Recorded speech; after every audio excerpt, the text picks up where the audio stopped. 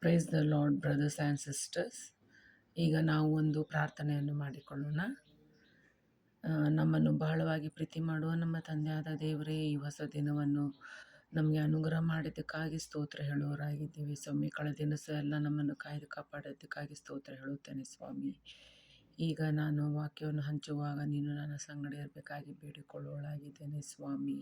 ಕರ್ತನೇ, ಎಲ್ಲರ ಅನ್ಯರ ಮನದಲ್ಲಿ ನೀನು ಕಾರ್ಯ ಮಾಡಬೇಕಾಗಿ ಬೇಡಿಕೊಳ್ಳುತ್ತೇನೆ. ಯಾವುದು ಸರಿ ಯಾವುದು ತಪ್ಪು ಅನ್ನುವಂಥ ಅವರಿಗೆ ತಿಳುವಳಿಕೆಯನ್ನು ಕೊಡಬೇಕಾಗಿ ಬೇಡಿಕೊಳ್ಳುತ್ತೇನೆ ಸ್ವಾಮಿ. ಯಾರ್ಯಾರು ಈ ವಿಡಿಯೋವನ್ನು ವಾಚ್ ಮಾಡುತ್ತಾರೋ ಇವರೆಲ್ಲರನ್ನು ಆಶೀರ್ವದಿಸಿ ಕಾಯ್ದು ಕಾಪಾಡಬೇಕಾಗಿ ನಮ್ಮ ಮಗನು ನಮ್ಮ ರಕ್ಷಕನಾದ ಯೇಸುವಿನ ಮುಖಾಂತರ ಬೇಡಿ ಹೊಂದಿದ್ದೇವೆ ಸ್ವಾಮಿ. ಆಮೀನ್. ಸೊ ಇವತ್ತಿನ ದಿವಸ ನಾವು ಏನಂತಂದರೆ, ಭಾಳ ಚಿಕ್ಕದಾಗಿರುವಂಥ ಒಂದು ಸಂದೇಶ ಇವತ್ತಿನ ದಿವಸ. ಬರೀ ಮೆಸೇಜ್ ಕೊಡಲಿಕ್ಕೆ ಯಾರಿಗೂ ಗೊತ್ತಿಲ್ಲ ಅವರಿಗೆ ಈ ಮೆಸೇಜನ್ನು ನಾನು ಕೊಡಲು ಬಯಸುತ್ತೇನೆ. ಈಗ ವಾರ್ ನಡೆದಿದೆ, ಈಗ ಯುದ್ಧಗಳು ನಡೆದಿದೆ. ಅದರ ಬಗ್ಗೆ ನಾನು ಇವತ್ತು ಹೇಳಲು ಬಯಸುತ್ತೇನೆ.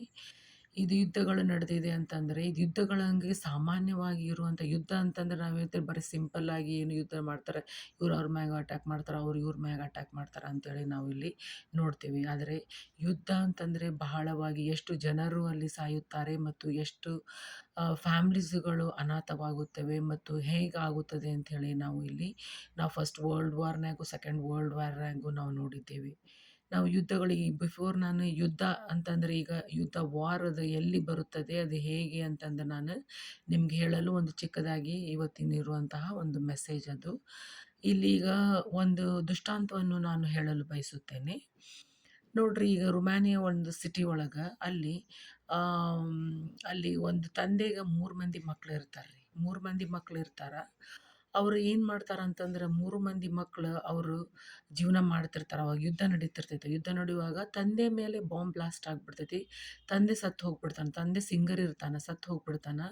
ಈ 3 ಮಕ್ಕಳು ಅನಾಥ ಆಗಿಬಿಡ್ತಾರೆ. 2 ಮಂದಿ ಹುಡುಗರು, 1 ಹುಡುಗಿ ಇರ್ತಾಳೆ. ಪಾಪ ಅನಾಥ ಆಗಿಬಿಟ್ಟು ಅವರು ರೋಡ್ಗೆ ಬಂದು ಬೀಳ್ತಾರೆ. ಅವ್ರು ಹೊರಗಡೆ ಪಾಪ ಎಷ್ಟು ಅಲ್ಲಿ ಆ ಸಿಟಿ ಒಳಗೆ ಅಷ್ಟು ವಿಂಟರ್ ಸೀಸನ್ನಾಗ ಎಷ್ಟು ತಂಪಿರ್ಬೋದು ರೀ ಅಲ್ಲಿ. ಆ ತಂಪಿನಾಗ ಅವರು ಜೀವಿಸ್ತಾರೆ.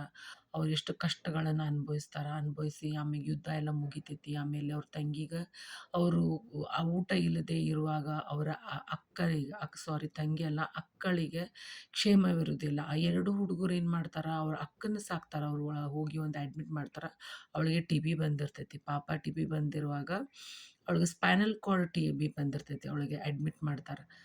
ಇವೆರಡು ಹುಡುಗರು ದುಡಿದು ಎಲ್ಲ ಎಷ್ಟುಕೊಂಡು ಇಡೀ ದಿನ ಕೆಲಸ ಮಾಡ್ತಿರ್ತಾರೆ. ಅವ್ರ ಅಕ್ಕನ ಗೋಸ್ಕರ ಅವರು ಕೆಲಸವನ್ನು ಮಾಡಿಕೊಂಡು ಅವರು ಆ ದುಡ್ಡಿನಿಂದ ವಾರ ಅವ್ರು ಹೋಗಿ ಆ ದುಡ್ಡನ್ನು ಅಲ್ಲಿ ಕೊಡ್ತಾರೆ. ಕೊಟ್ಟು ಅವಳಿಗೆ ಅಲ್ಲಿ ಆ ಹಾಸ್ಪಿಟಲ್ನಾಗೆ ನೋಡಕ್ಕೆ ಇಟ್ಟಿರ್ತಾರೆ. ನರ್ಸಿಂಗ್ ಕೇರ್ ಇರ್ತೈತಿ, ಎಲ್ಲ ಇರ್ತೈತಿ. ಕೊಟ್ಟು ಬರ್ತಿರ್ತಾರೆ ಆ ಮಕ್ಕಳು. ಆಮೇಲೆ ಸ್ವಲ್ಪ ದಿವಸ ಒಂದು ವರ್ಷ ಎಲ್ಲ ಕಳೆದ ಮೇಲೆ ಅವಳು ಕ್ಷೇಮ ಹೊಂದುತ್ತಾಳೆ ಮತ್ತು ಅವಳು ಒಂದು ದೊಡ್ಡ ಸಿಂಗರ್ ಆಗ್ತಾಳೆ ಅಂಥೇಳಿ ನಾವಿಲ್ಲಿ ನೋಡ್ತೀವಿ. ಯುದ್ಧ ಅಂದರೆ ಒಂದು ಸಹಜವಾಗಿರುವಂಥದ್ದಲ್ಲ ಅಂತ ನಾವು ನೋಡ್ತೀವಿ. ಆದರೆ ಈಗ ನಾವು ಏನನ್ನು ನಾನು ಹೇಳಲು ಬಯಸುತ್ತೇನೆ, ನಾವು ಯಾವುದ್ರ ಬಗ್ಗೆ ಮಾತಾಡೋಣ ಅಂತಂದರೆ, ಬೈಬಲ್ ಏನು ಹೇಳ್ತೈತಿ ಇಸ್ರಾಯೇಲ್ ಮತ್ತು ಇರಾನ್ ಯುದ್ಧದ ಬಗ್ಗೆ ಬೈಬಲ್ ಏನು ಹೇಳ್ತೈತಿ. ನಾವು ಬೈಬಲ್ ಏನು ಹೇಳ್ತೈತೆ ಅಂತ ಹೇಳಿ ನಾವು ಮತ್ತಾಯನ ಬರೆದ ಸುವಾರ್ತೆಯಲ್ಲಿ ನೋಡೋಣ. ಅದು 6ನೇ ಅಧ್ಯಾಯದಲ್ಲಿ ನಾವು ನೋಡೋಣ. ಮತ್ತಾಯನ ಬರೆದ ಸುವಾರ್ತೆ 6ನೇ ಅಧ್ಯಾಯದಲ್ಲಿ ನಾವು ನೋಡೋಣ. 6ನೇ ಅಧ್ಯಾಯ. ನಾನು ಕ್ರಿಸ್ತನೇ ಎಂದು ಹೇಳಿ ಎಷ್ಟೋ ಜನರನ್ನು ಮೋಸಗೊಳಿಸುವರು. ಇದಲ್ಲದೆ ಯುದ್ಧಗಳಾಗುವುದನ್ನು ಯುದ್ಧವಾಗುವ ಹಾಗಿದೆ ಎಂಬ ಸುದ್ದಿಗಳನ್ನು ನೀವು ಕೇಳಬೇಕಾಗಿರುವುದು. ಕಳವಳಪಡದಂತೆ ನೋಡಿಕೊಳ್ಳಿರಿ, ಯಾಕಂದರೆ ಹಾಗಾಗುವುದು ಅಗತ್ಯ ಅಂತ ಹೇಳ್ತಾನೆ ರೀ ದೇವ್ರು. ಇಲ್ಲಿ ನಮ್ಗೇನು ಹೇಳ್ತಾನೆ, ಯುದ್ಧಗಳಿಗೆ ಪ್ಯಾಲೆಸ್ತೈನ್ ಮತ್ತು ಇಸ್ರಾಯೇಲ್ ಯುದ್ಧಗಳು ನಡೆಯಕತ್ತಾವೆ. ಈಗ ಯುದ್ಧಗಳು ನಡೀತಾ ಇದ್ದಾವೆ. ಈಗ ನಮ್ಗೆ ದೇವ್ರು ಏನು ಹೇಳೋಣ, ಮೊದಲಿಂದ ನಾನು ಭಾಳ ದಿವಸದಿಂದ ಕೇಳ್ಕೊಂಡು ಬಂದೇನೆ, ಇಸ್ರಾಯೇಲ್ರಿಗೋಸ್ಕರ ಪ್ರೇಯರ್ ಮಾಡಿರಿ ಅಂತ ಹೇಳ್ತಾನೆ. ದೇವರು ಇಸ್ರಾಯೇಲರನ್ನು ಬಹಳವಾಗಿ ಪ್ರೀತಿ ಮಾಡಿ ಅವ್ರನ್ನ ಐಗುಪ್ತ ದೇಶದಿಂದ ಅವ್ರನ್ನ ಕರ್ಕೊಂಡು ಬಂದ. ಐಗುಪ್ತ ದೇಶದಿಂದ ಮೋಶೆ ಅವ್ರನ್ನ ಕರ್ಕೊಂಡು ಬಂದು ಅವ್ರನ್ನ ಕಾನಾನ್ ದೇಶಕ್ಕೆ ಅವ್ರನ್ನ ಕರ್ಕೊಂಡು ಹೋಗಾಕ ನಡುಕ ಅವನು ಬಿಟ್ಟ. ಆಮೇಲೆ ಅಲ್ಲಿ ಮುಂದೆ ಬೇರೆ ಪ್ರವಾದಿ ಬಂದು ಅವರನ್ನು ಕರೆದುಕೊಂಡು ಹೋಗ್ತಾನೆ. ಇಲ್ಲಿ ಇಸ್ರಾಯೇಲ್ರ ಮೇಲೆ ಯುದ್ಧಗಳು ಭಾಳಷ್ಟು ಈಗ ಇರಾನ್ ಮತ್ತು ಇಸ್ರಾಯೇಲ್ ಯುದ್ಧಗಳು ನಡೀತಾವೆ. ಇದು ಬೈಬಲ್‌ನಲ್ಲೇ ಇದೆ. ಯುದ್ಧಗಳ ಕಡೇ ದಿನದಲ್ಲಿ ಅಂತ ನೀವು ಅನ್ಕೋಬೇಡ್ರಿ. ಈಗ ನೀವು ಏನಂತಂದ್ರೆ ಇಲ್ಲಿ ಹೇಳ್ತಾನೆ ದೇವ್ರು ಮೋಸಗೊಳಿಸ್ತಾರ. ಯುದ್ಧಗಳನ್ನ ಒಬ್ರಿಗೊಬ್ರು ಈ ರಾಜ್ಯಗಳು ಯುದ್ಧಗಳನ್ನು ಮಾಡ್ತಾವ ಅಂತ ಹೇಳಿ ದೇವ್ರು ಹೇಳ್ತಾನ. ಮತ್ತು ನೀವು ಕೇಳ್ತೀರಿ ಸುದ್ದಿಗಳನ್ನ ಅಂತ ಹೇಳಿ ನಮ್ಗೆ ದೇವರು ಯೇಸು ಸ್ವಾಮಿ ನಮಗೆ ಹೇಳುವವನಾಗಿದ್ದಾನೆ. ಮತ್ತು ಯಾಕಂದರೆ ಹಾಗಾಗುವುದು ಅಗತ್ಯ ಅಂತ ಹೇಳ್ತಾನೆ. ಇಲ್ಲಿ ಹಂಗಾಗುವುದು ಅಗತ್ಯ ಐತೆ ಅಂತ ಹೇಳಿ ಇಟ್ ಶುಡ್ ಹ್ಯಾಪನ್, ಅದು ಆಗೇ ಆಗ್ತೈತೆ ಅಂತ ಹೇಳಿ ಹೇಳ್ತಾನ. ಆದರೂ ಇದು ಇನ್ನೂ ಅಂತ್ಯಕಾಲವಲ್ಲ ಅಂತ ಹೇಳ್ತಾನೆ. ಮತ್ತು ಇಲ್ಲಿ ಏನು ಹೇಳ್ತಾನೆ ದೇವ್ರು, ಇದು ಅಂತ್ಯಕಾಲವಲ್ಲ. ಈಗ ನಾವು ನೋಡಾಕತ್ತೇವಿ, ಈಗ ನಾವೆಲ್ಲ ಏನೇನು ನೋಡ್ಬೇಕು ಅನ್ನೋದು ನಾವೆಲ್ಲ ನೋಡಾಕತ್ತೇವಿ. ಆದ್ರೆ ಫುಲ್ ಈಗ ಅಂತ್ಯಕಾಲ ಅಂಥೇಳಿ ನೀವು ಅನ್ಕೊಳಕ್ಕೆ ಹೋಗಬೇಡ್ರಿ. ವಿರೋಧವಾಗಿ ಜನವು ರಾಜ್ಯಕ್ಕೆ ವಿರೋಧವಾಗಿ ರಾಜ್ಯವು ಏಳುವುದು ಅಂತ ಹೇಳ್ತಾನೆ. ರಾಜ್ಯಕ್ಕೆ ವಿರೋಧವಾಗಿ ರಾಜ್ಯವು ಏಳುವುದು ಅಂಥೇಳಿ ನಾವಿಲ್ಲಿ ನೋಡ್ತೇವೆ. ಮತ್ತು ಬರಗಳು ಬರ್ತಾವೆ, ಅದನ್ನು ನೋಡಾತ್ತೇವೆ ನಾವು. ಮತ್ತು ಭೂಕಂಪ ನೋಡ್ತೇವೆ, ಭೂಕಂಪ ಸಹ ನೋಡಾಕತ್ತೇವೆ ನಾವು. ಆಮೇಲೆ ಇಲ್ಲಿ ನಿಮ್ಮನ್ನು ಉಪದ್ರವಕ್ಕೆ ಒಪ್ಪಿಸಿ ಕೊಲ್ಲುವರು. ನಾವು ಇಲ್ಲಿ ನಮ್ಗೆ ನೋಡ್ರಿ, ಈಗ ಉಪದ್ರವಕ್ಕೆ ಒಪ್ಪಿಸಿ ನಮ್ಗೆ ಎಲ್ಲರೂ ನಮ್ಗೆ ಏನು ಮಾಡ್ತಾರ, ಉಪದ್ರವಕ್ಕೆ ಬೇರೆ ಎಲ್ಲರೂ ನಮ್ಗೆ ಯಾರು ನಮ್ಮನ್ನ ನಾವು ಕ್ರಿಶ್ಚಾನಿಟಿ ಯೇಸು ಸ್ವಾಮಿಯನ್ನು ನಂಬದವ್ರು ಅಂತೇಳಿ ನಮ್ಮನ್ನ ಯಾರೂ ಇದನ್ನ ಮಾಡೋದಿಲ್ಲ. ನಮ್ಮನ್ನ ಏನು ಮಾಡ್ತಾರಂದ್ರೆ ತ್ರಾಸಿಗೆ ಸಿಕ್ಕಿಸ್ತಾರೆ, ನಮ್ಗೆ ತೊಂದರೆಗೆ ಒಳಪಡಿಸುತ್ತಾರೆ. ನಮ್ಮನ್ನು ಒಳಪಡಿಸಿ ಎಷ್ಟು ಜನರನ್ನು ಈಗ ಹಂಗೆ ಮಾಡ್ತಾ ಇದ್ದಾರೆ ಅಂಥೇಳಿ ನಾವು ನೋಡ್ತೇವೆ ನಾವು. ಸೊ ಅನೇಕರು ಹಿಂಜರಿದು ಒಬ್ಬರನ್ನೊಬ್ಬರು ಒಬ್ರನ್ನೊಬ್ರು ಏನು ಮಾಡ್ತಾರ, ಹಿಡ್ಕೊಡ್ತಾರ. ಮತ್ತು ಬಹುಮಂದಿ ಸುಳ್ಳು ಪ್ರವಾದಿಗಳು ಸಹ ಎದ್ದು ಅನೇಕರನ್ನು ಮೋಸಗೊಳಿಸುವರು. ಸುಳ್ಳು ಪ್ರವಾದನೆ ಸಹ ಹೇಳಲ್ಪಡ್ತೈತಿ ಮತ್ತು ಮೋಸವನ್ನು ಮಾಡ್ತಾರ ಅಂಥೇಳಿ ನಾವು ಇಲ್ಲಿ ನೋಡ್ತೇವೆ. ಮತ್ತು ಆದರೆ ಕಡೆಯವರೆಗೂ ತಾಳುವುದು ರಕ್ಷಣೆ ಹೊಂದುವನು. ಇದಲ್ಲದೆ ಪರಲೋಕ ರಾಜ್ಯದ ಈ ಸುವಾರ್ತೆಯು ಸರ್ವಲೋಕದಲ್ಲಿ ಎಲ್ಲ ಜನಾಂಗಗಳಿಗೆ ಸಾಕ್ಷಿಗಾಗಿ ಸಾರಲಾಗುವುದು. ಆಗ ಅಂತ್ಯವು ಬರುವುದು ಅಂಥೇಳಿ ನಾವಿಲ್ಲಿ ನೋಡ್ತೀವಿ.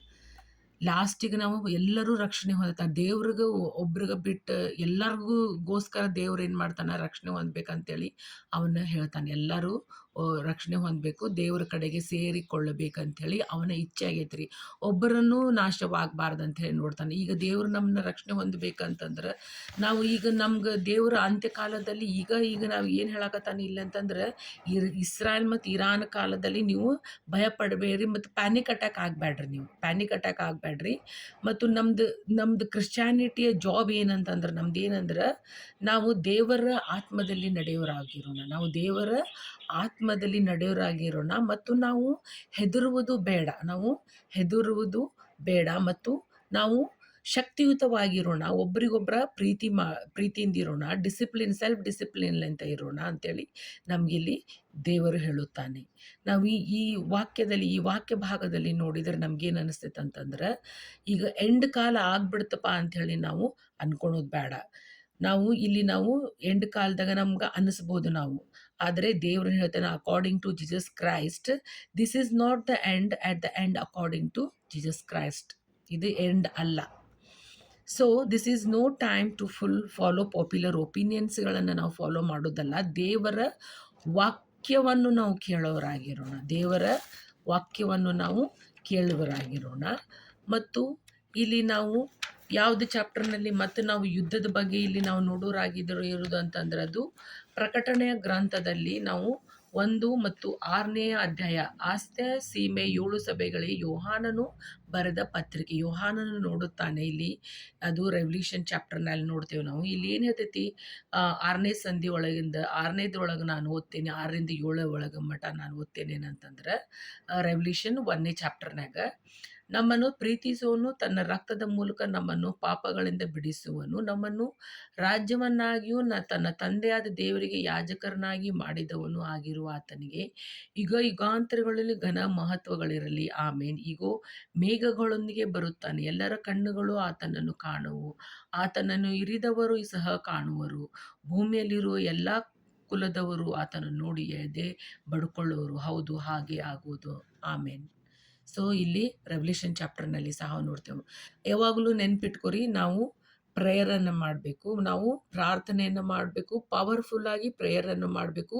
ಮತ್ತು ನಾವು ಯಾರಿಗೋಸ್ಕರ ಪ್ರೇಯರನ್ನು ಮಾಡಬೇಕು, ಇಸ್ರಾಯೇಲರಿಗೋಸ್ಕರ ನಾವು ಪ್ರೇಯರನ್ನು ಮಾಡಬೇಕು. ವರ್ಲ್ಡ್ ವೈಡ್ ನಾವು ಎಲ್ಲರೂ ಪ್ರೇಯರನ್ನು ಮಾಡಬೇಕಂತ ದೇವರು ಹೇಳುತ್ತಾನೆ.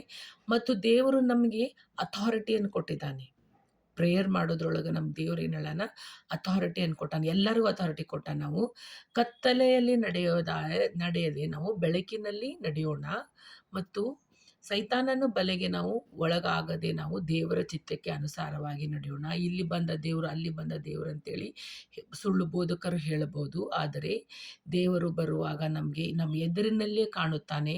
ಅವನು ಹೇಗೆ ಬರ್ತಾನಂತ ನೋಡ್ರಿ, ಇಲ್ಲಿ ಹೇಳಾನ ಪ್ರಕಟಣೆ ಗ್ರಂಥದಲ್ಲಿ ಮತ್ತು 1ನೇದರೊಳಗೆ ನೋಡ್ಯಾನ. ಏನಂತ ಹೇಳಾನ, ನಮ್ಮನ್ನು ಪ್ರೀತಿಸು ರಕ್ತದ ಮೂಲಕ ನಮ್ಮ ಪಾಪಗಳನ್ನು ಬಿಡಿಸಿದನು. ದೇವರು ನಮಗೆ ರಕ್ಷಣೆ ಕೊಟ್ಟಾನ. ದೇವರು ನಮಗೆ ರಕ್ಷಿಸಿದ ನಮ್ಮ ಪಾಪಗಳನ್ನು ಕ್ಷಮಿಸೋದಕ್ಕೋಸ್ಕರ ಆತನು ಕ್ರೂಜಿಗೆ ಏರಿಸಲ್ಪಟ್ಟನು. ಅವನು ತನ್ನ ರಕ್ತವನ್ನು ಸುರಿಸಿದನು. ನಮ್ಮನ್ನು ಪಾಪದಿಂದ ಎಲ್ಲ ಮುಕ್ತಗೊಳಿಸಿದ, ನಮ್ಮ ಪಾಪವನ್ನು ಬಿಡುಗಡೆ ಮಾಡಿದ. ಅವನು ಹೆಂಗೆ ಬರ್ತಾನ, ಮೇಘಗಳೊಂದಿಗೆ ಅವನು ಬರುತ್ತಾನೆ. ಶುಭ್ರವಾದ ವಸ್ತ್ರದಿಂದ ಮೇಘದೊಳಗಿಂದಲೇ ಅವನು ಬರುವನಾಗಿದ್ದಾನೆ. ಎಲ್ಲರ ಕಣ್ಣುಗಳು ಆತನನ್ನೇ ಕಾಣುವವು. ಎಲ್ಲರ ಕಣ್ಣುಗಳು ಏನು ಮಾಡ್ತಾವು, ಆತನನ್ನೇ ಕಾಣುತ್ತಾವಂತ ಹೇಳಿ ಹೇಳ್ತೇವೆ. ಆಮೇಲೆ ಆತನನ್ನು ಇರಿದವರು ಸಹ ಕಾಣುವರು ಮತ್ತು ಭೂಮಿಯಲ್ಲಿ ಎಲ್ಲ ಕುಲದವರು ಆತನನ್ನು ನೋಡಿ ಎದೆ ಬಡುಕೊಳ್ಳರು. ಎಲ್ಲ ಕುಲದವ್ರಿ, ಅನ್ಯರು ಎಲ್ಲರೂ ಅವನನ್ನು ನೋಡಿಕೊಂಡು ಎದೆ ಬಡಿದುಕೊಳ್ಳುವರು. ಆಮೇಲೆ ಹೌದು, ಹಾಗೆ ಆಗುವುದು, ಆಮೇನ್ ಅಂತ ಹೇಳಿ ನಾವಿಲ್ಲಿ ನೋಡ್ತೀವಿ.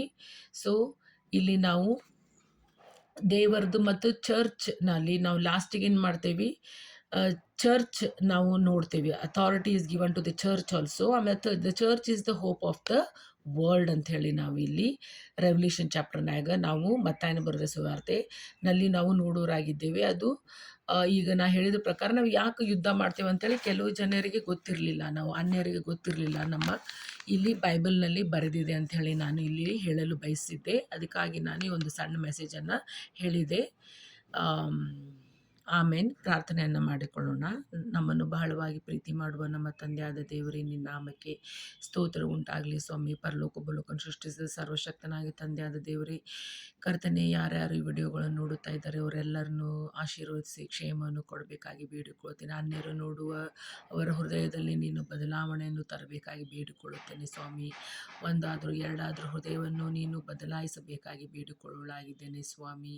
ಕರ್ತನೆ, ನಿನ್ನ ನಾಮಕ್ಕೆ ಸ್ತುತಿ ಸ್ತೋತ್ರ ಉಂಟಾಗಲಿ ಸ್ವಾಮಿ.